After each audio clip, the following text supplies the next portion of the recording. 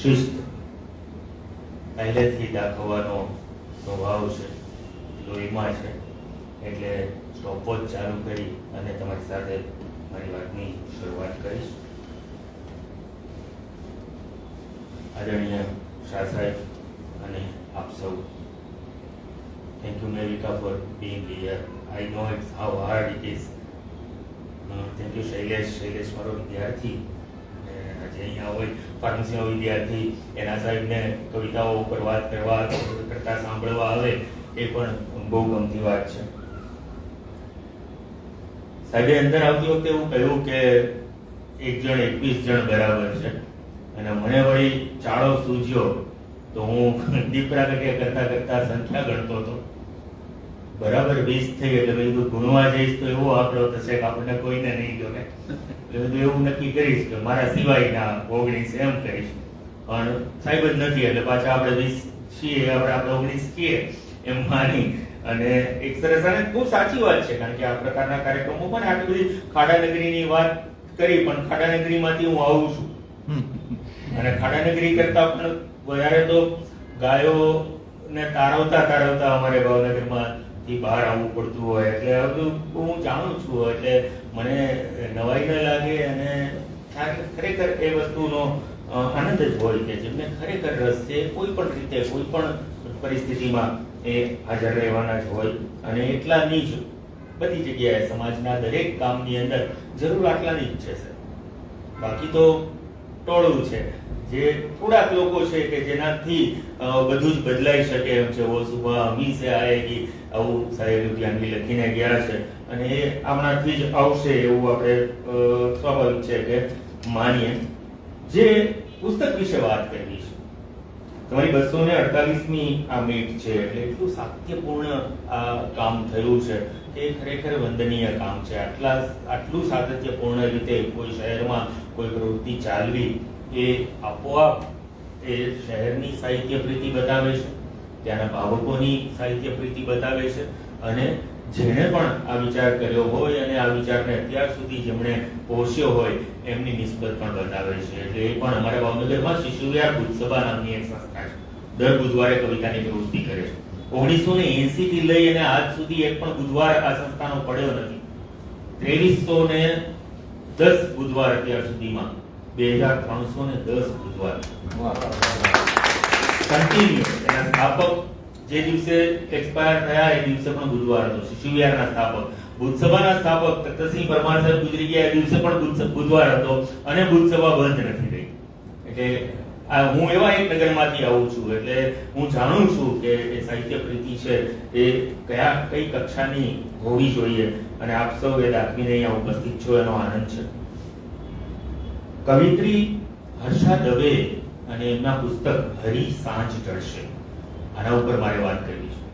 કદાચ અહીંયા આવ્યા એ પહેલા આ નામ તમારા માટે અજાણ્યું હોઈ શકે, કારણ કે એક ખૂણે બેસી અને એક ગૃહિણી છે એ ગઝલો સેવી રહી છે, એટલે કદાચ એવું બને બહાર આવવાનો કોઈ એવી અબળખા એમની નથી કે એમને લોકો જાણે કે એ ધીમે ધીમે એમની રચનાઓથી ધીમે ધીમે ઓળખાતા જાય છે.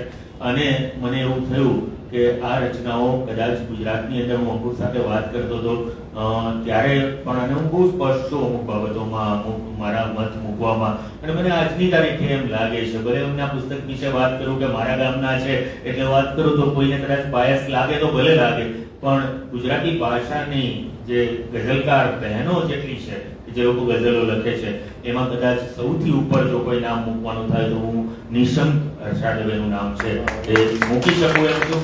શું કામ એ આપોઆપ તમને 35-40 મિનિટ પછી સમજાઈ જશે. હરી સાંજ ઢળશે આવો એક ગઝલ સંગ્રહ એમણે આપ્યો.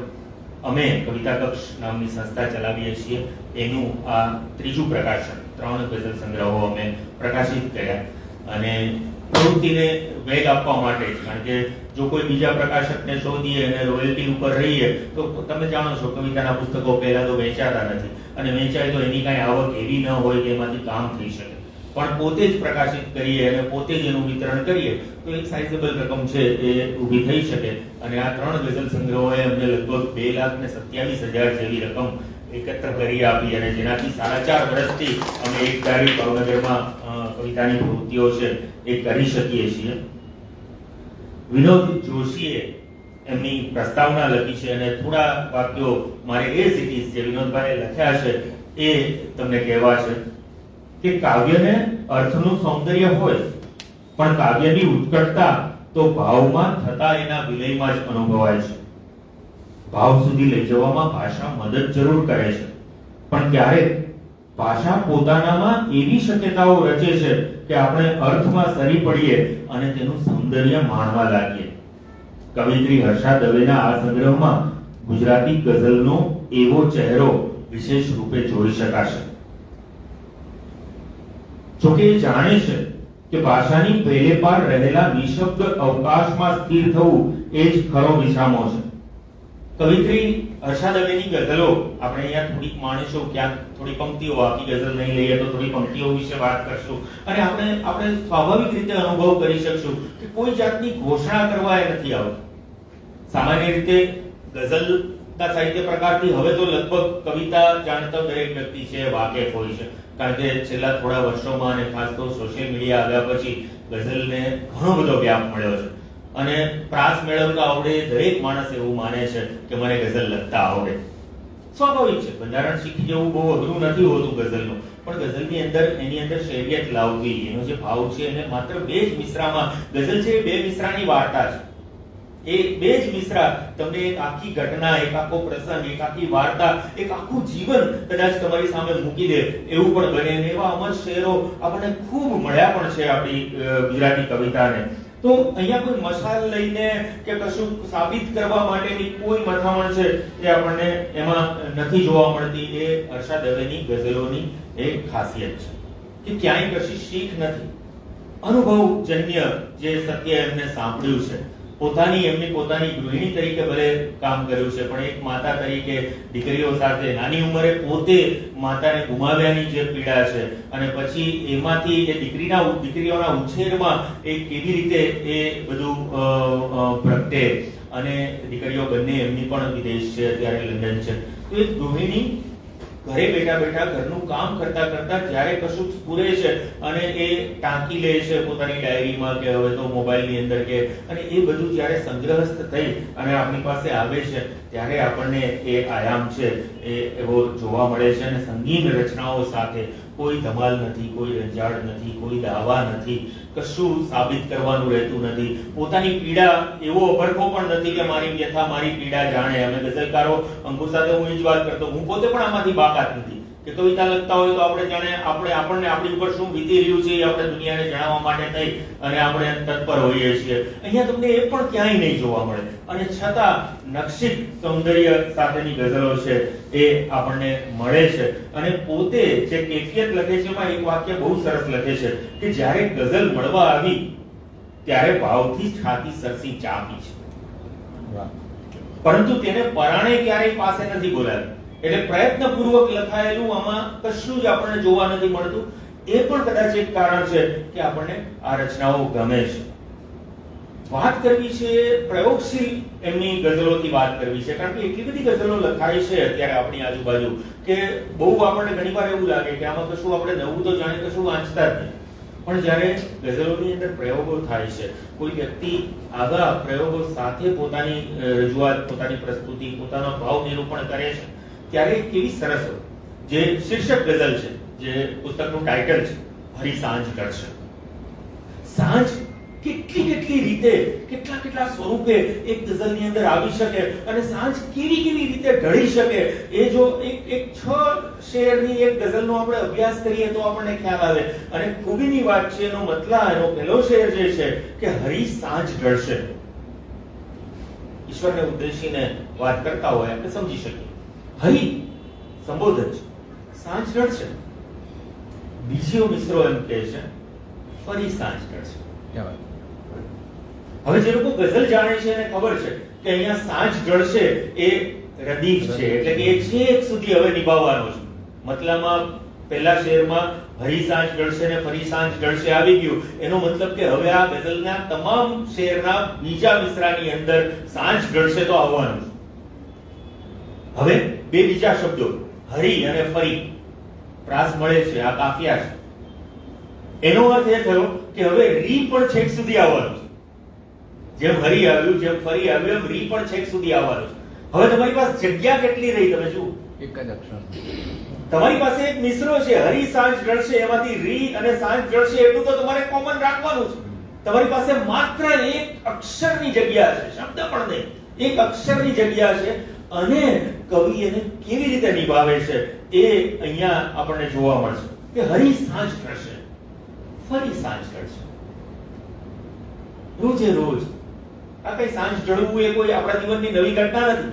જેટલા દિવસો આપણે કુલ આપણી જિંદગીના જીવશું એટલી સાંજ આપણા જીવનમાં ઢળવાની જ છે. પણ એ સાંજ કયા કયા પ્રકારની હશે? તો એમ કહે છે કે કદી આંખ વચ્ચે ઠરી સાંજ ઢળશે. હા, ક્યાં વાત. હવે આ ઠરી શબ્દ જુઓ તો સાંજની સાથે કમ્પેર કરો. આખો દિવસ બળતો સૂરજ અને એ જ્યારે ઠરે છે, શાંત પડે છે, ઠંડો થાય છે અને આપણે એને સંધ્યા કહીએ છીએ કે હવે સાંજ ઢળી. ઠરી સાંજ ઢળશે. કેવી? તો કે કદી આંખ વચ્ચે. કેટલું બધું આ બે આંખ વચ્ચે આપણી સામેથી આખા દિવસમાં જતું રહેતું હશે. અને આપણા કુટુંબની ઘટનાઓ, આપણા વ્યવસાયની ઘટનાઓ, આપણી આસપાસના લોકો, આપણે જે કંઈ અનુભવીએ છીએ એ બધું જ, અને એ બધું જ અંતે પાછું એક ઠરીઠામ થાય. અમે ફાર્મસીના લોકો, પેરામેડિકલના લોકો સ્વાભાવિકપણે એવું માનીએ છીએ કે માણસ જ્યારે ઊંઘે છે, ઊંઘ છે એક મૃત્યુની જ અવસ્થા છે. તમે સવારે ફરીથી નવું જીવન જ પામો છો, બહુ સ્વાભાવિક છે. કારણ કે તમારા શરીરના લગભગ તમામ અંગો છે, પાચન તંત્ર ને એવા જે એક બે ઉત્સર્જન તંત્ર ને એવું જે કામ કરે છે, એ સિવાય બાકીના બધા જ અંગો તમારા શાંત થઈ અને પડ્યા હોય છે. તો દિવસ આખામાં માણસ કેટલી જગ્યાએ કેટલો બળતો હશે, કેટલો પીડાતો હશે. અલગ અલગ લોકોની આપણે વાત કરીએ, સાહેબને 2 કિલો રાવણા લઈ અને બેઠેલી એક સ્ત્રીની ચિંતા થાય. આવું કેટલું બધું કોઈકના જીવનમાં અને મોટે ભાગે આપણા જીવનમાં પણ આ બધું ઘટતું હોય. અને એ જ્યારે ઠરી બેસે, સાંજ પડે, માણસ આમ ઠરીઠામ થઈએ એવો આપણે શબ્દ વાપરીએ છીએ. પછી ત્રીજો શેર આવે છે કે ગમે તેમ પણ આ નરી સાંજ ઢળશે. હવે જુઓ, ગમે તેમ, સારું હશે, ખરાબ હશે. મેં ગુજરાતીમાં એક સરસ વાક્ય વાંચેલું અને મને બહુ જ ગમ્યું. હું મારા વિદ્યાર્થીઓને, શૈલેષ અહીંયા છે, મારા વિદ્યાર્થીઓને હું વારંવાર કહેતો હોઉં કે એક જ વાક્ય જીવનની દરેક પરિસ્થિતિમાં તમને કામ આવે. તમે ક્યાંક ચોંટાડીને રાખો, રોજ સવારે કઈ નહીં તો તમારા વોશ બેસિનના મિરર ઉપર લગાડેલું રાખો, આ દિવસો પણ જશે. This too shall pass. તમે અતિશય સુખમાં, સમૃદ્ધિમાં, સંપત્તિથી છલોછલ ભરેલા હો, સત્તાથી ભરપૂર હો, અને એવા વખતે તમે એ વાક્ય વાંચો કે આ દિવસો પણ જશે. એ પૈસાનો, સત્તા, ખૂબ પીડામાં હો, તમે કોઈ માર્ગ જ્યારે નથી સૂચતો જીવનમાં આગળ, ત્યારે તમે એ વાક્ય વાંચો, આ દિવસો પણ જશે. This too shall pass. તો ગમે તેમ પણ આ નરી સાંજ ઢળશે. ગમે તે પ્રયત્નો કરશો તો પણ સાંજ તમે રોકી રાખવાના એ તમારા માટે શક્ય જ નથી. નવો સૂરજ ઉગશે અને એના સમયે ઉગવાનો. દરેક માણસના જીવનમાં નવો સૂરજ એના સમયે ઉગવાનો છે. તમે સાંજથી નાસીપાસ થઈને નથી બેસી શકતા. પણ ઈચ્છીએ કે ન ઈચ્છીએ, આપણા જીવનમાં વ્યક્તિઓ, સંબંધો, સંજોગો, આ બધું આપણે પકડી નથી શકતા. કોઈ નિયતિને આધીન આ બધું છે, આપણા હાથમાંથી જશે, કદાચ એનું એ ફરી આવશે, કદાચ એનાથી સારું આપણી પાસે ફરી આવશે. અને ચોથો શેર છે કે ભૂલાયેલ વાતો સ્મરી સાંજ ઢળશે. અમુક તબક્કે આપણે એવી સાંજના પણ સાક્ષી બનતા હોઈએ છીએ જ્યારે આપણે ભૂલાયેલી વાતો છે એને આપણા સ્મરણમાં લાવતા હોઈએ. અચાનક વર્ષો જૂની કોઈ વ્યક્તિ, જેમાં હું ને દેવનભાઈ આજે કેટલા બધા વર્ષે મળ્યા, એવા લોકો કે જે દર 15 દિવસે ક્યાંક ને ક્યાંક 15 વર્ષ સુધી મળ્યા હોય, એ 8 વર્ષે 9 વર્ષે લગભગ આજે અમે ફરીથી એકબીજાને પ્રત્યક્ષ થયા. તો આવા તો કેટલા બધા લોકો, કેટલી બધા પરિચિતો આપણા જીવનમાંથી પસાર થઈ ગયા હોય, પણ એક સાંજ એવી હોય આપણા જીવનમાં આવે કે સાંજે આપણે બેઠા હોઈએ અને હરીન્દ્ર દવે કહે છે એમ કે કોઈ અમથું કામ યાદ આવે, આવું કોઈ યાદ આવી જાય, આવી કોઈ વાત યાદ આવી જાય, આવો કોઈ પ્રસંગ યાદ આવી જાય, યાદ આવી જાય, ભૂલાયેલ વાતો સ્મરી સાંજ ઢળશે. તરવાની પ્રોસેસ છે. હવે સિમ્પલ તમે આમ જુઓ, પાણીમાં એક માણસે ડૂબકી મારીને તર્યો, સામે પાર પહોંચ્યો. આ શેર એટલો બધો ફ્લેટ નથી, ક્ષણોની નદી. આપણે બધા કરીએ છીએ, આપણે બધા કરીએ જ છીએ. ક્ષણોની નદી પાર કરવાના પ્રયત્નો, એક એક ક્ષણ આપણા જ્યાં સુધી જીવન છે, જ્યાં સુધી હૃદય ધબકે છે, ત્યાં સુધી આપણે આ ક્ષણે પહોંચવાની કોશિશ કરતા હોઈએ છીએ. એટલે કે રોજે રોજ તો ઢળે જ છે. એક સાંજ તો એવી છે કે જે રોજ ઢળે છે. તમે રોકો કે ન રોકો ઢળે છે. તમને ગમે કે ન ગમે ઢળે છે. તમારી પાસે કેટલું બધું તમારી સામે મૂકી અને ઢળે છે, પણ એક સાંજે ખરી સાંજ ઢળશે. અને એ સાંજ ઢળશે, એ એવી સાંજ હશે કે જેનો સૂર્યોદય આપણા નસીબમાં નહીં હોય. અને એ ઢળેલી સાંજ એવું પણ બનશે કે કેટલા બધાના જીવનમાં અંધારું લાવી દે છે. આ પણ નિયતિ છે. આપણા માટે છેલ્લી સાંજ છે એ બીજા દિવસથી કેટલા લોકોનું, કેટલી આપણી આસપાસ રહેતા કેટલા બધા લોકોનું અંધારું બની જતું હોય. આ પણ એક હકીકત છે. અને કવિ પોતાની પંક્તિઓમાં જ્યારે આવી વાતો લાવે ત્યારે આપણે એનામાં ઊંડા ઉતરીએ ત્યારે આપણે એકદમ સરળ ગઝલ, તમે જુઓ એક અક્ષરની જગ્યા, અને એને જો આ પ્રકારે નિભાવાય અને આપણે માનવું જ પડે કે અહીંયા કવિતા છે એના શ્રેષ્ઠ સ્વરૂપમાં આપણી સામે આવી છે. બીજી આવી જ પ્રયોગશીલ ગઝલ મારે તમને બતાવી છે. આવા જ નાની બરમાં, એકદમ ટૂંકી બર છે. તમે જુઓ કેટલા તમારી પાસે કઈ ચાલો હરી સાંજ ઢળશે, લગાગા લગાગા, આટલું જ ખાલી છે. અકેલે અકેલે કહા જા રહે હો, હુઝુર ઇસ કદર ભી ના ઇતરા. હવે લગાગા લગાગાના આવર્તનો, અને એટલી જ જગ્યાની અંદર એ કામ કરવાનું, અને છતાં પણ આટલું સિફતથી, આટલું ખૂબીથી કામ થાય છે. બીજી ગઝલ છે. પહેલો મિસરો ખાલી હું વાંચું તો આપણને એમ લાગે કે આ શું, આમ ક્રમબદ્ધ ત્રણ વસ્તુઓ મૂકી દીધી. ધારણા, ઓવારણા, સંભારણા.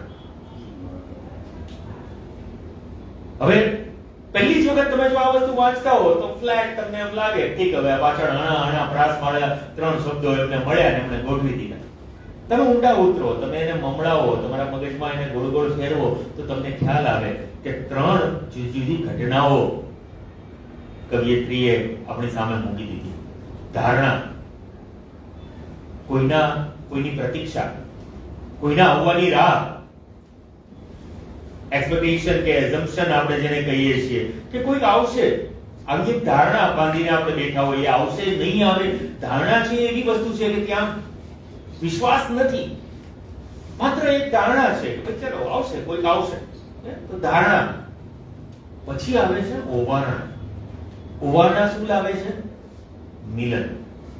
ઓવારણા તમે કોઈના ત્યારે જ લઈ શકો છો જ્યારે તમારી સામે આવે. આપણે દુખણા લઈએ, ઓવારણા લઈએ, એવું કહીએ કે ભાઈ સામેની વ્યક્તિની પીડા બધી, એના દુઃખ બધા હરી લે. ઓવારણા. અને ઓવારણા બધાના નથી લેવાતા. તમે જુઓ, ગમતી વ્યક્તિના લેવાય. તો ધારણા, પ્રતીક્ષા, ઓવારણા, મિલન, સંભારણા, વિદાય. છૂટા પડી ગયા પછી ત્રણ વસ્તુઓ, ત્રણ પ્રસંગો આવ્યા. હવે બીજો મિસરો આ નાખે છે, આમ ફેંકે છે આપણી સામે. અને તમે જુઓ, ધારણા, ઓવારણા, સંભારણા, સાચવે છે કેટલું આ બારણા.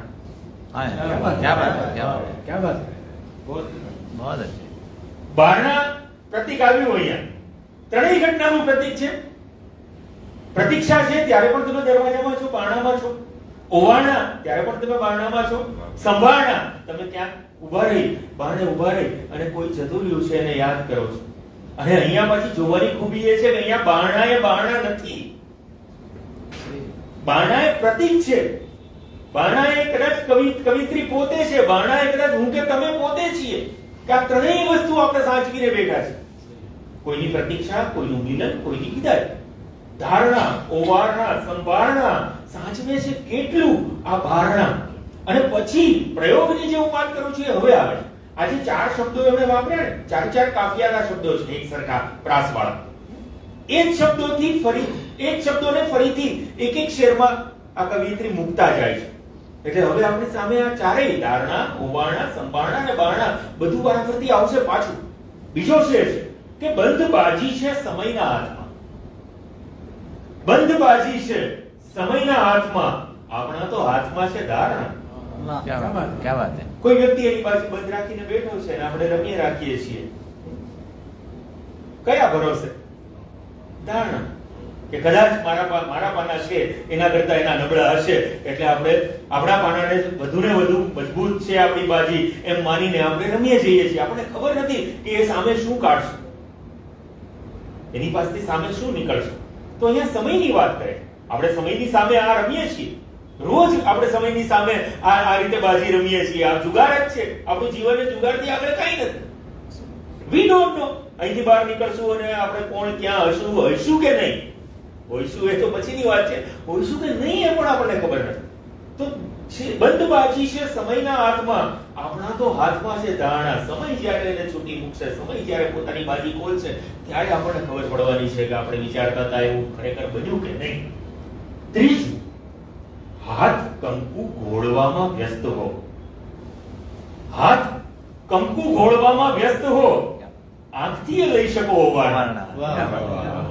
જરૂરી છે, જરૂરી છે તમારે કપાળ ઉપર તમે એને તિલક કરશો કે ચાંદલો કરશો કે તમે ટચેકિયા ફોડશો તો જ તમે કોઈના ઓવારણા લઈ શકશો?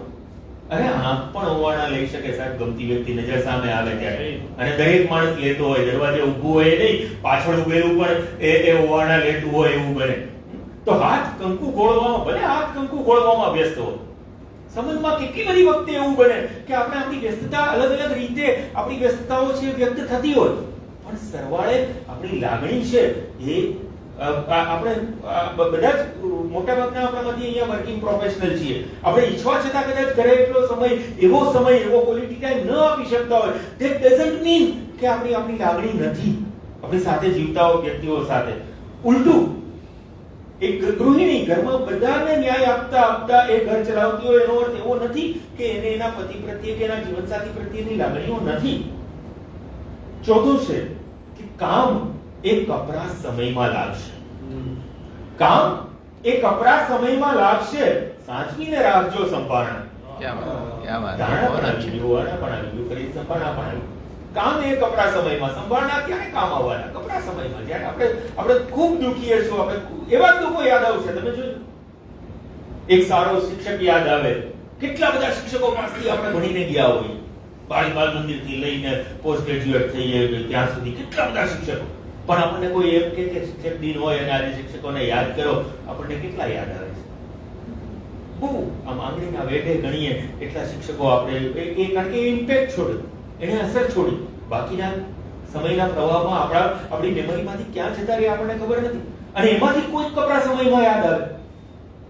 કોઈ શિક્ષકે તમે ક્લાસમાં હો, ડિસ્ટર્બડ હો, ઘરના કોઈ પ્રશ્નો હોય, કોઈ મૂંઝવણ હોય, કોઈ મુશ્કેલી હોય, તમે ખરાબ વિચારોથી ગ્રસ્ત હો, તમને આપઘાતના વિચાર આવતો હોય, અને એ દિવસે કદાચ એક ટીચર છે ભણાવતા એના ક્લાસમાં કંઈક એવી મોટિવેશનલ, એવી કોઈ ઇન્સ્પાયરિંગ સ્ટોરી કહી દે છે અને તમારું આખું જીવન બદલાઈ જાય છે. એ માણસ તમને જીવનના દરેક કપરા પ્રસંગે યાદ આવશે, એ ઘટના તમને જીવનના દરેક કપરા પ્રસંગે યાદ આવશે. તો કામ એ કપરા સમયમાં લાગશે, સાચવીને રાખજો સંભાળના, ને વાટ જેની હોય તે આવી ચડે. હવે જુઓ, આ ગજબનો છે. જેણે ભર યુવાનીમાં પ્રેમ કર્યો હોય અને એને પોતાનું ગમતું પાત્ર ન મળ્યું હોય, મારા જેવાને લાગુ નહીં પડે કારણ કે મને મળ્યું પણ નથી મળ્યું, એવી વ્યક્તિ આ શેરની સાથે પોતાને બહુ સરસ રીતે જોડી શકશે કે વાટ જેની હોય તે આવી ચડે તો કહો ખોલી શકાશે ભાના. ચલો, તમને જેની ઈચ્છા છે કે આવી જાય, તમે ઈચ્છો છો તો એ કે આ આવે તો હું ઓવારણા લઉં, હું એની પ્રતીક્ષા કરું, એવી ધારણામાં તમે હો.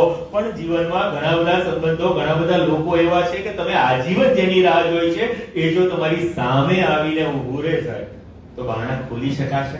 કેટલી બધી મર્યાદાઓ બીજી નડશે, કેટલું બધું, કેટલું આ મને ન શોભે, આ મને ન સારું લાગે, કોઈ કામ વિચારશે તો શું થશે, કેમ થશે.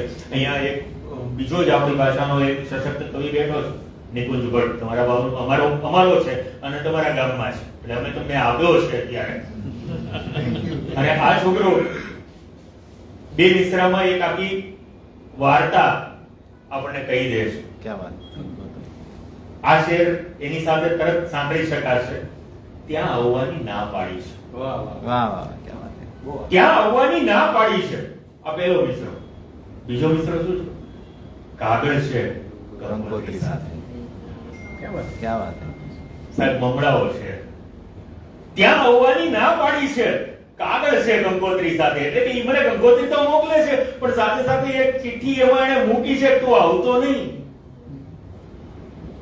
હવે તું આવતો નહીં માં જો તમે એમ માનતા હો કે આમાં ન આવે એને આવવા માટેનો નકાર છે, ઇનકાર છે, તો આપણે ખોટા છીએ. ત્યાં આપણે બહુ ફ્લેટ વિચારી રહ્યા છીએ. ઈચ્છે છે કે તું આવ, પણ સંજોગો એવા છે કે ત્યાં આવવાની ના પાડી છે. કાગળ છે કંકોત્રી સાથે. ઈજન છે, ઈજન નથી એવું નથી, પણ એક છુપાયેલી મજબૂરી છે, એક છુપાયેલી મર્યાદા છે કે તું ત્યાં નહીં આવી ચડતો. તો વાટ જેની હોય તે આવી ચડે તો કહો ખોલી શકાશે બારણા. ત્રીજી ગઝલ ફરી એકવાર એક જ અક્ષરના કાફિયાથી હર્ષાબેને લખી છે. આમાં સમય બગાડ્યો, આમાં સમય બગાડ્યો, તેમાં સમય બગાડ્યો. ફ્લેટ લાગે. શરૂઆત થાય તો આપણને એમ લાગે આ કદાચ કવિયત્રીએ સમય બગાડ્યો છે, આવું આપણે માની લઈએ.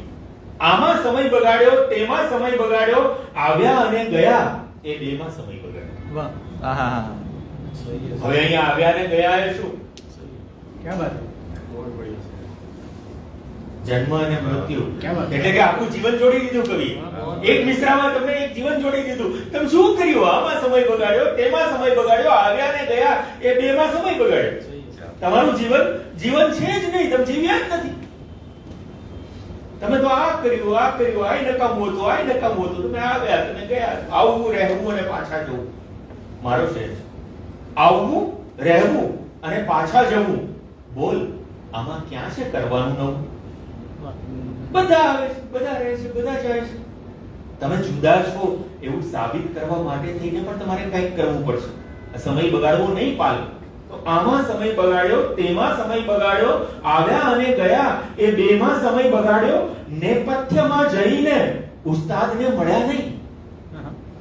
क्या बात है પડદા પાછળ આખો કાર્યક્રમ માણ્યો, સરસ રીતે માણ્યો, પણ નેપથ્યમાં જઈને ઉસ્તાદને મળ્યા નહીં. આંખો મીચીને સાસા રેમાં સમય બગાડ્યો. વાહ આહા हाँ કરવું છે, પણ એ જે જાણકાર છે એની પાછળ જવું નથી, તો એ સમય બગડ્યો જ છે. ગાવું છે, પણ ગાતા આવડતું હોય એની પાસેથી ગાતા શીખવું નથી, તો પેલું અત્યારે જે ચાલે છે એવી કરાઓકે ક્લબના સભ્ય તરીકે આપણે ખુશ થઈએ અને સામે થોડાક લોકો એની મજબૂરીથી તમને સાંભળે રાખે, એવું થાય. તો નેપથ્યમાં જઈને ઉસ્તાદને મળ્યા નહીં, આંખો મીચીને સાસા રેમાં સમય બગાડ્યો, ને પહેલી હરોળમાંથી કોઈ ઉઠાડશે તો? હા પહેલી હરોળ એ પણ બહુ સૂચક વસ્તુ છે હો. પહેલી હરોળમાં બેસવાનું સન્માન કોને મળતું હોય? આવા સાહિત્યના કાર્યક્રમ હોય ત્યારે પહેલી હરોળમાં આપણે માનીએ, સ્વીકારીએ કે સક્ષમ લોકો જે ખરેખર ત્યાં બેસવાને લાયક છે એવા લોકો બેઠા છે, પણ બધા કાર્યક્રમમાં પહેલી હરોળમાં આવું નથી હોતું. કોણે જાજા પૈસા આપ્યા છે, બેનરમાં કોનો લોગો છે, કોની પાસેથી હવે ભવિષ્યમાં ખંખેરી શકાય એમ છે પૈસા આગળના આયોજનમાં, કોણે આપણે અહીં પહોંચાડ્યા? આપણે એવા લોકોને પહેલી હરોળમાં, અને આવા લોકોને હંમેશા પહેલી હરોળમાંથી ઉઠવાની બીક હોય, કોઈ ઉઠાડશે એની. એટલે ઘણા લોકો એવા હોય કે એ પહેલી હરોળમાં ટકી રહેવા માટે થઈને આ બધું કરતા હોય.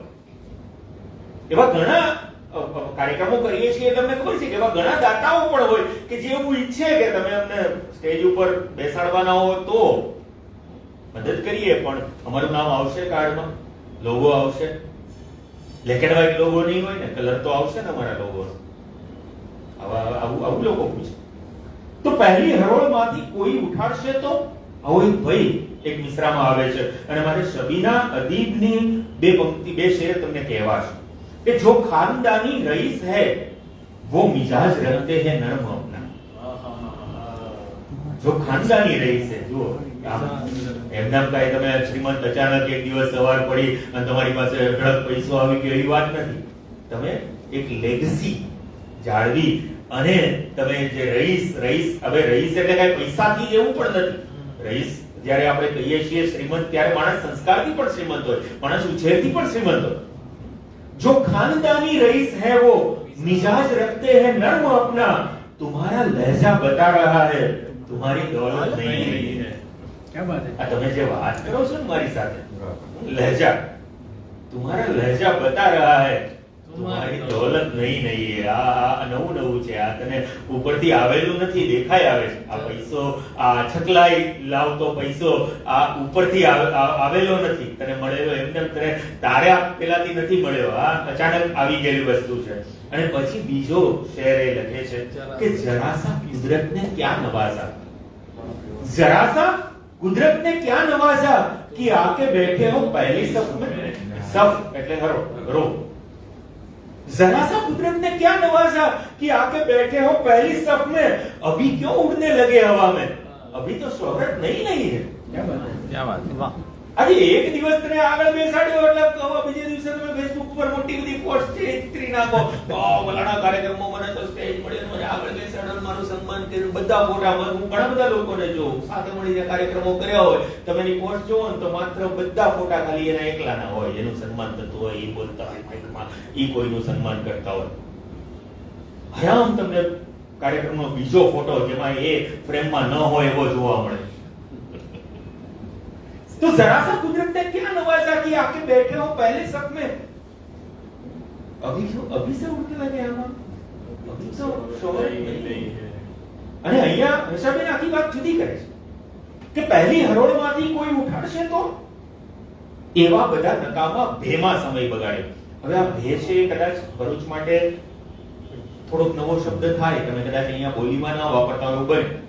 અમે કાઠિયાવાડીઓ છીએ, ભય ડર એને ભે બેસી ગયો એમ કે ભે એટલે ભય. એટલે અહીંયા એ વાત છે કે પહેલી હરોળમાંથી કોઈ ઉઠાડશે તો આવા બધા નકામા ભેમાં સમય બગાડે. સતત બેઠા એ ચિંતા છે કઈથી ઉઠાડીને આપણને પાછળ નહીં મોકલી દે, અને એ ભયમાં આપણે સમય બગાડતા હોઈએ. અને ચોથો છે કે તારો હિસાબ વાંચી બીજા બધા તો ચેતે, ચલ જે થઈ ગયું તારી. હવે જો આખો જુદા મિજાજમાં કવિ આવી જાય છે. તારો હિસાબ વાંચી એટલે કે મૂક, જે જીવ્યો જેવું જીવ્યો મૂક, અને નહીં મૂક તો કઈ તું નહીં મૂક એટલે તું કેવું જીવ્યો છો એ દુનિયાને ખબર નહીં પડે એવું તો નથી. દુનિયાને કદાચ ખબર નહીં પડે તો કઈ વાંધો નહીં, આ સાથે જીવનારાને ખબર નહીં પડે એવું તો નથી. તો તારો હિસાબ વાંચી બીજા બધા તો ચેતે, જાહેર કર કે શેમાં સમય બગાડે. क्या बात है. वाह वाह. તારો હિસાબ વાંચી બીજા બધા તો ચેતે, જાહેર કર કે શેમાં સમય બગાડ્યો ને કેવળ સ્મરીને દિવસો જ પાન ખરા. હવે જુઓ આ આપણે બધાની આમ જુઓ તો એક લાક્ષણિકતા છે. માણસને ખુશી વેચવી એટલી ગમતી નથી હોતી જેટલી પોતાની ઉપર પોતાની જે વિતક હોય, પોતાની જે વાત હોય એ કેવી ગમતી હોય. મારી ઉપર આ વીત્યું, હું પણ કદાચ થાય તો ક્યારેક કહી દઉં હું બીમાર પડ્યો, ત્યારે એમ કરી ધીમેથી હું વાત કરી દેતો હોઉં કદાચ કે હું બહુ ખરાબ રીતે બીમાર પડ્યો, અથવા તો દેવાંગભાઈ અહીંયા ઉલ્લેખ કર્યો મારી બીમારીનો. તો આપણે એટલે દિવસો કેવળ સ્મરીને દિવસો જ પાન ખરના. ઘણા લોકો આપણામાંથી એવા છે કે જે પોતાના જીવનમાં આવેલી વસંત, બહાર આ બધું યાદ જ નથી કરતા. બસ મને અન્યાય થયો છે. હું અમારા કવિતા જગતમાં એવા ઘણા લોકો છે કે જે પોતાની જાતને કાયમ ઉપેક્ષિત જ માને, કાયમ. મને કોઈ દિવસ સ્ટેજ ન મળ્યો, મને કોઈએ કવિતા કહેવા ન બોલાયો, મને આમ ને મને તેમ. હું એ બધાને કહું કે તમે કેટલાને બોલાવ્યો? જે પરિસ્થિતિમાંથી તમે પસાર થયા, આટલા વર્ષો દાયકાઓ તમે કાઢી નાખ્યા, તમને ખબર છે તમે તમારી નોંધ લેવી જોઈતી હતી એવી દુનિયાએ ન લીધી. ઓકે, તમે કેટલાની નોંધ લઈ રહ્યા છો? તમે કેટલાને સ્ટેજ આપો? તમે કોને માઇક આપ્યું કે ચલ તું કવિતા વાંચ? મને તો ન મળ્યું, નથી થઈ શકતું. હું સાવ નાનો હતો, 18, 19, 20 વર્ષનો હોઉં અને અમૃત ગાયલ કે રૂસવા મઝલૂમી સાહેબ હોય એમને દોરીને મુશાયરામાં લઈ જવાના હોય. બંનેની ઉંમર તો ત્યારે ખૂબ વધારે, એટલે હાથ પકડી અને લઈ જવાના હોય. અને અમારું કામ જ એવું કે હાથ પકડી આમ પગથિયું ગોતી ઉપર ચડાવી બેસાડી અને પછી અમે સામે બેસી જઈએ. બધા જ મુશાયરામાં આમ જ. કારણ કે 18-20 વર્ષના છોકરાને કવિતા બોલવા સ્ટેજ ઉપર કોણ બોલાવે? તો હવે ત્યારે મેગેઝિનોમાં ત્યારે તો સોશિયલ મીડિયા હતા ને, મેગેઝિનમાં કાંઈ મોકલો ને સાબાર પરત આવી જાય, કારણ કે તમે જાણીતા ન હો. તો કોઈ ઓપોર્ચ્યુનિટી જ નહોતી કે જેમાં જે રીતે માણસ વ્યક્ત થઈ શકે. અત્યારે તો અંકુર સાથે મેં વાત કરી, કોઈ ન સાંભળે તો કાંઈ નહીં, હું મારી મેળે તો એકલો લાઈવ થઈ જઈ શકું એમ છું. મારી કવિતા વાંચવાની જે કાંઈ મને અંદરથી જે કાંઈ એને ચળ ગણો તો ચળ, ઈચ્છા ગણો તો ઈચ્છા, કોઈ સાંભળે ન સાંભળે, હું તો ફેસબુક લાઈવ કરીને બેસી જ શકું છું. આજે તો એટલા સાધનો છે. એક વખત એવો હતો કે આવું કઈ નહોતું, અને તમારે સામે બેસવું, તમને કોઈ બોલાવે તો ઠીક છે, અધરવાઇઝ તમારા ભાગે કોઈ દિવસ આ તમારે વિચારવાનું જ નહોતું કે તમને સ્ટેજ મળે, કારણ કે એવા દિગ્ગજોની વચ્ચે તમને કવિતા વાંચવા કોણ બોલાવે. પણ એ દિવસ જોયો હોય તો અત્યારે એમ થાય કે ભાઈ ચલો આપણી પાસે તક છે, આ ખુરશીમાં એક નવો છોકરો બેસી શકે એમ છે, અંગ્રેજી આંગળી ચાલી બોલાવી લઈએ, જે અનુભવ આપણા હતા એ અનુભવ બીજાને ન થાય. તો કેવળ સ્મરીને દિવસો જ પાન કરના, હર્ષા તમે હંમેશા મેમાં સમય બગાડ્યો. જો મેં અહીંયા એકાક્ષરી કાપ્યો છે, એટલે આપણે બહુ સ્વાભાવિક રીતે પાનખરની વાત કરી, ઉનાળાની વાત કરી, એવી સિઝનની વાત કરી કે તમારા જીવનમાં બીજી કે અનેક ઋતુઓ પસાર થઈ, પણ તમને કોઈ દિવસે સૂચ્યું જ નહીં. તમે હંમેશા તમે અટકી ગયા અહીંયા એ પાનખરની અંદર. કાયમ માટે તમે તમારી પીડા, તમારા દુખડા માં એમાં જ અટકી ગયા. ચોથી અંગત રીતે મને ખૂબ ગમતી ગઝલની વાત તમારી સાથે કરી, અને આ ગઝલ બહુ જ લોકપ્રિય પણ થઈ છે. તમે સાંભળી પણ હશે કદાચ, ભલે કવિયત્રીનું નામ તમારા માટે અજાણ્યું હોય. શિખર ઉપર દીવો પ્રગટાવનારાને ઘણી ખમ્મા. શિખર ઉપર દીવો પ્રગટાવનારાને ઘણી ખમ્મા. આપણી વચ્ચે અનેક લોકો એવા છે કે જે ઊંચાઈ ઉપર પહોંચ્યા, અને તે એની ઊંચાઈની દુનિયાને એનો અનેક રીતે જુદી જુદી રીતે લાભ થયો. તમે કોઈ સારો સાયન્ટિસ્ટ વિચારો, કે કોઈ સારો ડોક્ટર વિચારો, કે કોઈ બીજા કોઈ પણ રિસર્ચર વિચારો, કોઈ સારો લોકલાડીલો નેતા છે વિચારો, તમે ગાંધીનો વિચાર કરો, તમે વિવેકાનંદ વિશે વિચારો, કે તમે રજનીશ વિશે વિચારો. અનેક લોકો એવા છે કે જેને શિખર ઉપર પહોંચીને દીવો પ્રગટાવ્યો છે, અને એ દીવાના અજવાસમાં બીજા ઘણા લોકો છે, એ પણ ત્યાં સુધી ભલે ન પહોંચ્યા હોય તો પણ ક્યાંક તો પહોંચી શક્યા. તો ઘણી ખમ્મા શબ્દ આપણે ગુજરાતીમાં જે આમ કોઈને એકદમ વધાવવાના હોય ત્યારે વપરાતો ફ્રેઝ છે કે શિખર ઉપર દીવો પ્રગટાવનારાને ઘણી ખમ્મા. પછી બીજા વિસ્તારમાં કહે છે કે તળેટીનો ખૂણો અજવાળનારાને ઘણી ખમ્મા. આ ભૂલાઈ જાય. નીલ આર્મસ્ટ્રોંગ યાદ રહે છે, બીજો યાદ નથી રહેતો. 2 જણા ગયા હતા, પણ બીજાનું નામ ક્યાંય ન આવ્યું. અને એવું કહેવાય છે, સાચું ખોટું ખબર નથી, કે જે બીજો હતો એને જ ખરેખર તો ઉતરવાનું હતું પહેલા, પણ એને ચંદ્ર ઉપર ઉતરતા ભય લાગ્યો અને નીલ આર્મસ્ટ્રોંગે પહેલો પગ મૂકી દીધો. આવું પણ થાય. આ હકીકત હશે કે નહીં આપણને ખબર નથી, પણ આપણા જીવનમાં આવું ઘણી વાર થાય કે આપણે કોઈ જગ્યાએ પહોંચવા માટે થઈ અને મહેનત કરી હોય ને બરાબર છેલ્લી ક્ષણે આપણે ત્યાંથી પાછા હટી જઈએ અને કોઈ આગળ નીકળી જાય. તો તળેટીનો ખૂણો અજવાળો, આપણે એનું સન્માન જ નથી કરતા. તળેટીમાં જ અજવાળું નહીં હોય તો માણસ શિખર ઉપર કેમ પહોંચશે? શિખર ઉપર તો એકલ દોકલ વ્યક્તિ હોય સાહેબ. માસ ક્યાં છે? તળેટી. ઈ ખૂણો તો કોકે અજવાળવો પડશે ને, ત્યાં તો કોકે અજવાળું કરવું પડશે ને, અને એ અજવાળું નાની નાની ઘટનાઓથી થાય. એકાઈ કોઈ કરોડપતિ કોઈ કામ કરે છે એવું નથી. સાવ નાની વ્યક્તિ સાહેબ કહે છે એમ 2 કિલો રાવણા બેસેલી બાઈ પાસેથી તમારે જરૂર નથી, તોય તમે 500 ગ્રામ રાવણા ખરીદો અને આગળ જઈને કોઈ બીજું ભૂખ્યું બાળક છે એના હાથમાં એ થેલી આપી દો, તો તમે તળેટીનો ખૂણો અજવાળ્યો કહેવાય. કઈ મોટું કામ કરવાની, કોઈ મોટી સેવાઓ કરવાની જરૂર નથી. સાવ અવર બીટ આપણા ભાગનું એક નાનકડું પણ કામ આપણે કરી જઈએ તો પણ એ ઘણું ઇનફ.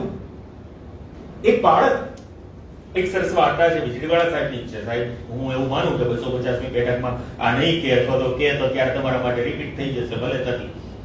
એક નાનકડું બાળક એક દરિયા કાંઠે બેઠું હોય છે, અને મોજાની સાથે જે માછલીઓ તણાઈને આવતી હોય ને સાહેબ, એ માછલીઓ આપણે જાણીએ છીએ, મોજા સાથે માછલી તણાઈને આવે, પાણી પાછું જાય, પેલી માછલી રેતમાં ફસાઈ જાય, શ્વાસ ન લઈ શકે, એટલે એ માછલી તરફડતી હોય, અને આ બાળક છે એક એક તરફડતી માછલીને બેઠા બેઠા પાછું પાણીમાં નાખે છે.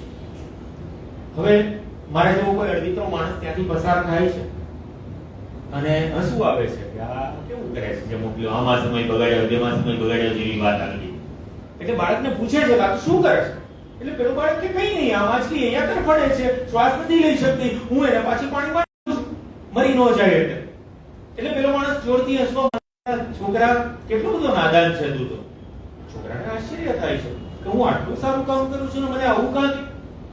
પછી પેલો માણસ એમ કહે છે કે તું આટલો નાનો છો, તારા બે હાથ તું આમ બે બાજુ પોળા કર તો બે બાજુ 2 ફૂટ જેટલી જગ્યામાંથી માંડ માછલી ઉપાડીને તું પાણીમાં નાખી શકે.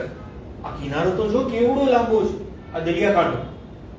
આ તું 2-4 માછલીઓ પાણીમાં નાખે અને તું સેંકડો હજારો માછલીઓ તણાઈને આવે છે, તરફડે છે, મરી જાય છે.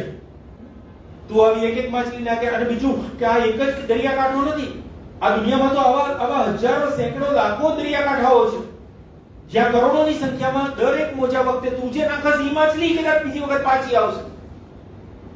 તો આ તું આવી એક માછલી, આટલી માછલી તું નાખ અને સામે કરોડો માછલીઓ તરફડીને મરી રહી છે. ફરક શું પડે છે એક માછલી આવી રીતે નાખવાથી? આપણી જિંદગીમાં ઘણા બધા લોકો એવા હોય કે આપણે કંઈ પણ કરતા હોય ને આપણને એમ કે શું ફેર પડે યાર, છોડ ને, આવી કઈ જરૂર નથી, આવું કઈ ન કરાય, કોઈ કરે આપણે કઈ થોડો ઠેકો લીધો છે, આવું ઘણા લોકો આપણને કહેતા હોય. આવું જ પેલા બાળકને એમ કહે છે કે આ શું ફેર પડે છે? પેલો બાળક કઈ નથી કરતો સાહેબ. એક માછલી તરફડતી હતી એ ઊંચી કરી આ માણસને બતાવી, પાણીમાં ફેંકીને એમ કહે છે કે આ માછલીને તો ફરક પડે. હવે તમે એક જ માછલીને કેન્દ્રમાં રાખીને આખી વાત વિચારો. એ એક માછલી માટે જીવન અને મરણ વચ્ચેની ઘટના હતી આ, બાકીની ભૂલી જાઓ. એક માછલી માટે તો આને ફેંકી એનું જીવન હતું. કદાચ એવું બનશે કે હવે માછલી પાછી અહીંયા નહીં આવે, તણાઈને નહીં તરફડે, એને નવી જિંદગી મળી ગઈ. તો એકાદ જણ તળેટીનો ખૂણો અજવાળનારાને ઘણી ખમ્મા ને હલેસા મારવાના જોમથી વાકેફ થવાયું છે.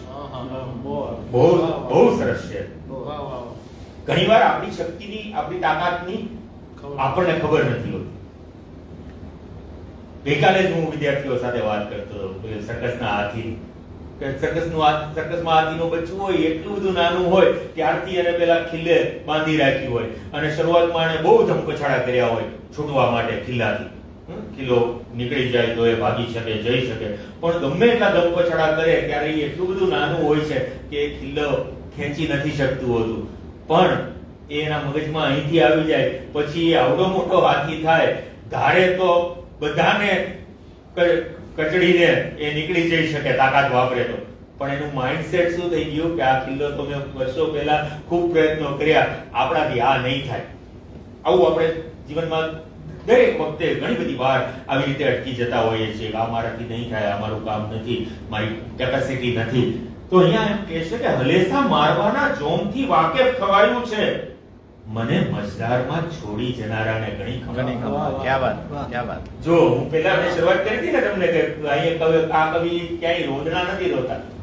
એને આફતને પણ પોતાના શેરમાં અવસર બનાવી દીધો કે ભાઈ ચલો કઈ વાંધો નહીં, તમે મને મજદારમાં છોડી ગયા, તમે મને તોફાનમાં છોડી ગયા, તમે મને જિંદગીની અધરામાં જોચે ક્યાંક છોડી ગયા, કઈ વાંધો નહીં, મને હલેસા મારતા આવડી ગયું. જે આ હલેસા મારવાના જોમથી હું વાકેફ થઈ, મને ખબર પડી કે આ તો મારાથી થાય, હું પહોંચી જાઉં, આ પહોંચી જાઉં. એ ઘણી ખમ્મા કે તમે મને આ શીખવ્યું અથવા તો મને ખબર પડી. પગરખા પહેરવા મળતા નથી સંજોગવશ જેને.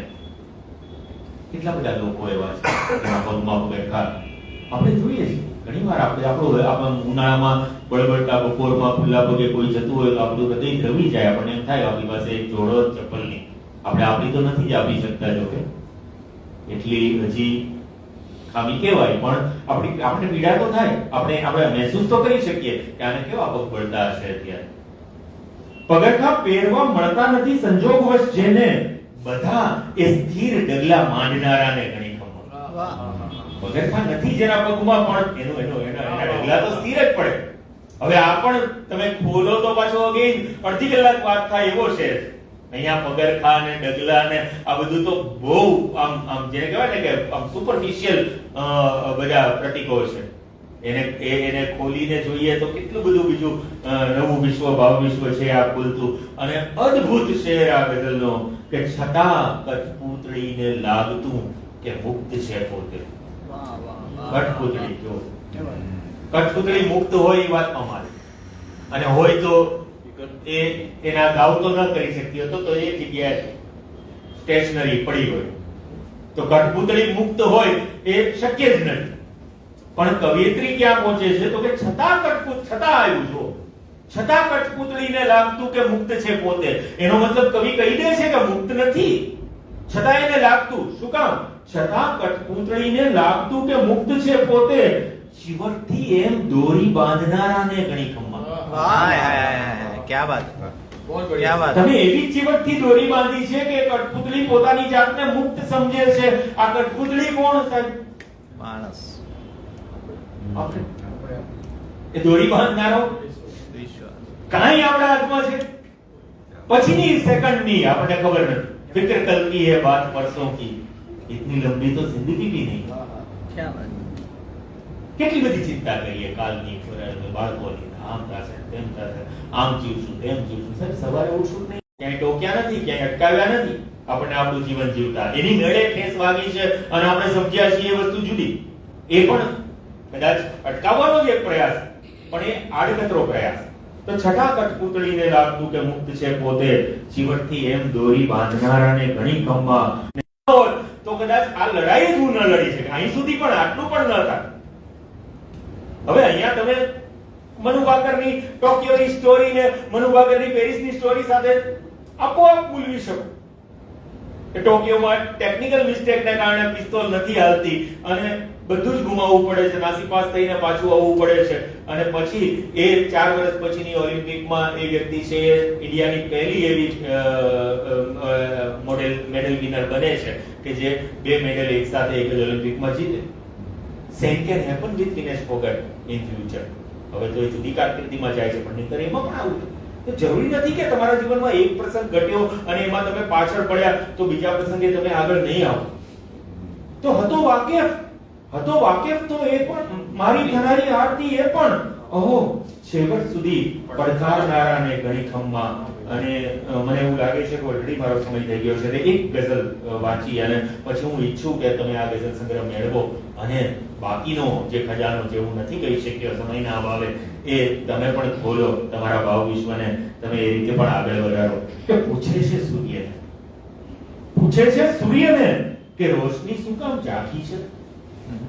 પૂછે છે સૂર્યને કે રોશની શું કામ ઝાંખી છે?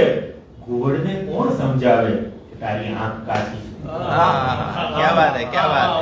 કેટલા બધા ઘુવડ આપણી નજર સામે આવી જશે. પૂછે છે સૂર્યને કે રોશની શું કામ ઝાંખી છે? ઘુવડને કોણ સમજાવે કે તારી આંખ કાચી છે? ને ઘણા આશ્ચર્ય ને સ્ફોટક રહસ્યોથી ભરેલી છે. ઘણા આશ્ચર્યો ને સ્ફોટક રહસ્યોથી ભરેલી છે. મને લાગી રહ્યું છે કે ક્ષણો ઉડતી રકાબી છે.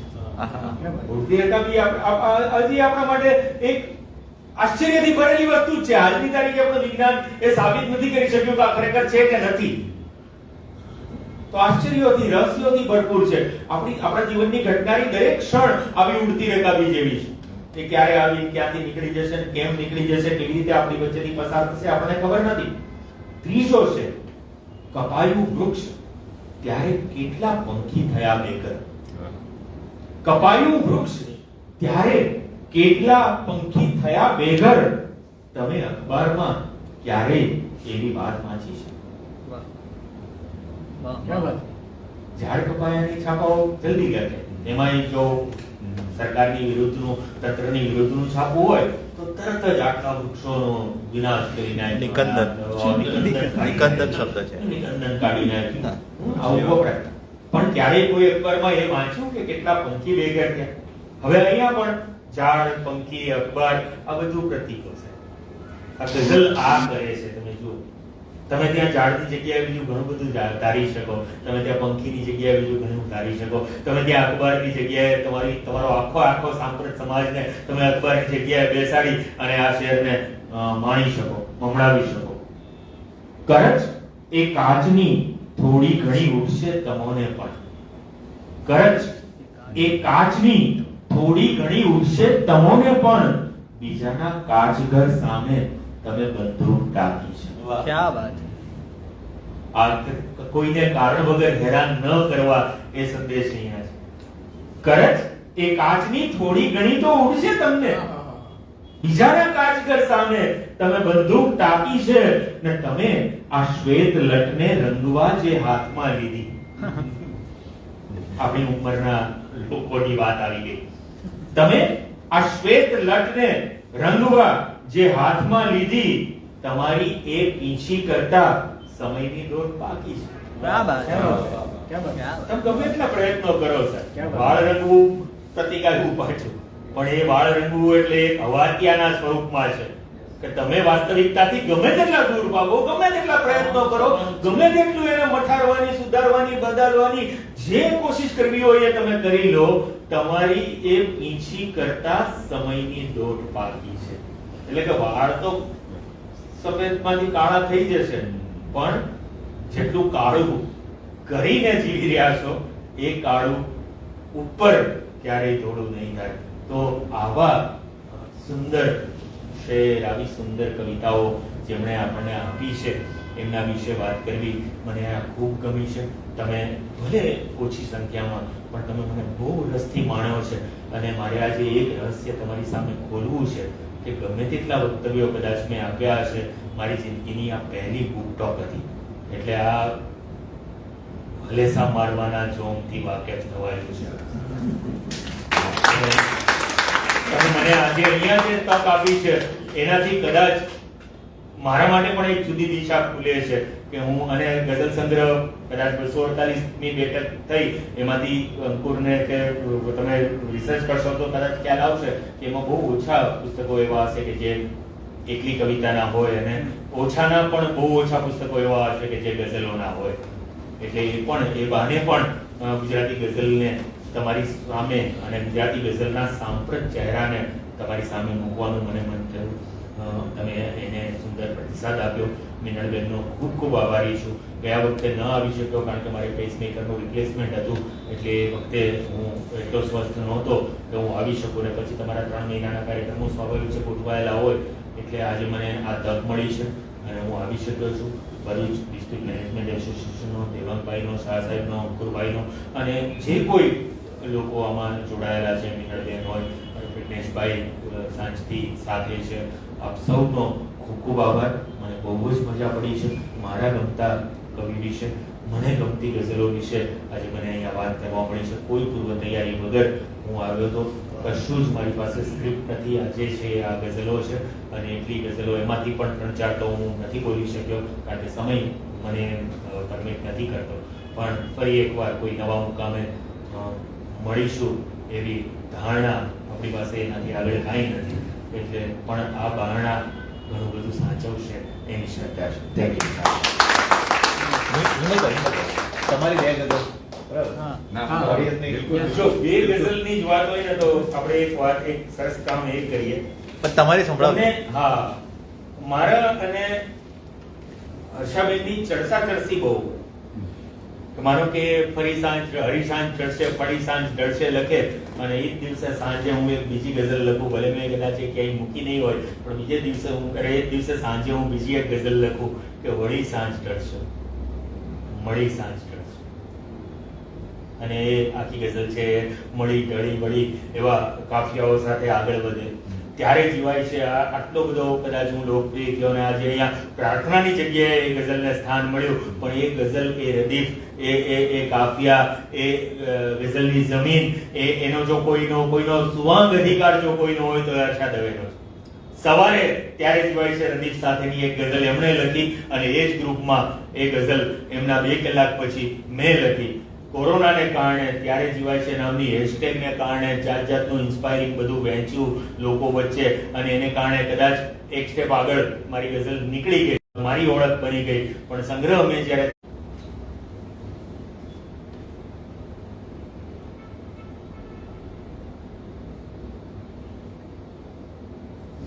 હું એક સરસ અહીંયા મજાનો ઓડિયન્સ છે, તો હવે મુશાયરામાં તો આવી ગઝલો ને એમાંય અત્યારનો આ વખતમાં તો આવી રચનાઓ છે નથી થઈ શકતી હોતી, એટલે અહીંયા ઘરનું ઓડિયન્સ છે માની અને હું એક ગઝલ કે જેના 5 શેરોની અંદર મહાભારતના જેવા ધર્મગ્રંથમાં તમને ને મને ખૂંચે એવું થોડું છે સાહેબ. આપણે ભલે એનો વિરોધ ન કરીએ, ન જ કરાય, કારણ કે આ આપણો ધર્મ, આપણી સંસ્કૃતિ છે. પણ અમુક પ્રસંગો એવા છે કે જે તમે જ્યારે તટસ્થતાથી, અંકુરે જેમ કીધું કે હિંમતભાઈની પોસ્ટમાં અમને આમ બેલેન્સ જોવા મળે, તો મારે એક બેલેન્સ્ડ વેથી એક કવિ અમુક ઘટનાઓને કેવી રીતે જોવે છે એ વાત કરવી છે. તમે સમજી જશો એટલે ક્યાંય કશું ખોલવાની જરૂર નહીં પડે. દ્રષ્ટિ જ્યારે આંખ પર મંડાય છે, દ્રષ્ટિ જ્યારે આંખ પર તમે સમજી ગયા કે આ પ્રસંગની વાત છે. દ્રષ્ટિ જ્યારે આંખ પર મંડાય છે, ડાળ, ચકલી, વૃક્ષ ક્યાં દેખાય છે? ક્યાં?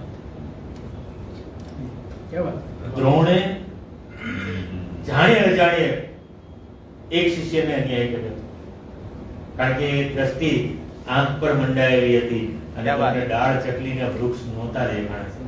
ભલે આપણે અર્જુનના સંદર્ભમાં એમ કહીએ કે અર્જુન એમ કે મને એકલી આંખ જ દેખાણી, દ્રોણને પણ એકલી આંખ જ દેખાશે. બરાબર છે. દ્રષ્ટિ જ્યારે આંખ પર મંડાય છે, ડાળ, ચકલી, વૃક્ષ ક્યાં દેખાય છે? ને કોઈએ કહેવું પડે અન્યાય છે. ક્યાં વાત? કોઈએ કહેવું પડે અન્યાય છે, એક અંગૂઠાનો તો જીવ જાય છે. ક્યાં વાત? કોઈએ કહેવું પડે અન્યાય છે, એક અંગૂઠાનો તો જીવ જાય છે. ને વાદળોની પોથ મેં નહોતી લીધી. એમાં એક પ્રસંગ આવે છે. વાદળોની ઓથ મેં નહોતી લીધી, સૂર્ય કહીને આટલું સંતાય છે. ક્યાં વાત? સૂર્ય સ્પષ્ટતા કરી દે છે, ભાઈ જે કાંઈ તમે જે કહો છો એ તો છળ હતું. મેં આઈ એમ નોટ રિસ્પોન્સિબલ. વાલિયા લૂંટારાને જ્યારે એનું કુટુંબ એમ કહી દે છે કે હા ભાઈ આ તેવું ભલે અમને જીવાડવા કરતો હતો પણ આ કાંઈ અમે આના ભાગીદાર નહીં. તો વાદળોની ઓથ મેં નહોતી લીધી, સૂર્ય કહીને આટલું સંતાય છે. ને ધર્મના પક્ષે ધર્મ હોય નહીં, ધર્મના પક્ષે ધર્મ હોય નહીં, ઘૂંટતા પૈડાને પ્રશ્નો થાય છે. क्या बात है, क्या बात है, बहुत अच्छे. કર્ણ કેમ એનો નાશ થયો આપણે આખી સ્ટોરી જાણીએ છીએ કે ધર્મના પક્ષે ધર્મ હોય નહીં. એ પૈડું ખૂંપ્યું ન હોત તો કર્ણને નાથવો સહેલો નહોતો, એ તો કૃષ્ણને પણ ખબર. ભલે ધર્મના પક્ષે લડાતું હતું પણ તટસ્થ રીતે કહેવા જઈએ તો એમ લાગે કે અહીંયા સેજ ચૂકાણું. તો ધર્મના પક્ષે ધર્મ હોય નહીં, ઘૂંટતા પૈડાને પ્રશ્નો થાય છે. ને જીતને વહેંચાય સરખા ભાગમાં, જીતને વહેંચાય સરખા ભાગમાં. દ્રૌપદીને કોઈથી પૂછાય છે, क्या बात है. જીતને સરખા ભાગમાં. દ્રૌપદીને કોઈથી પૂછાય છે, એને તો કોઈ પૂછ્યું જ નહોતું.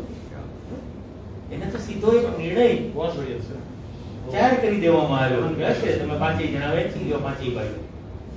જીતને વહેંચાય, દ્રૌપદીને કોઈથી પૂછાય છે. Thank you.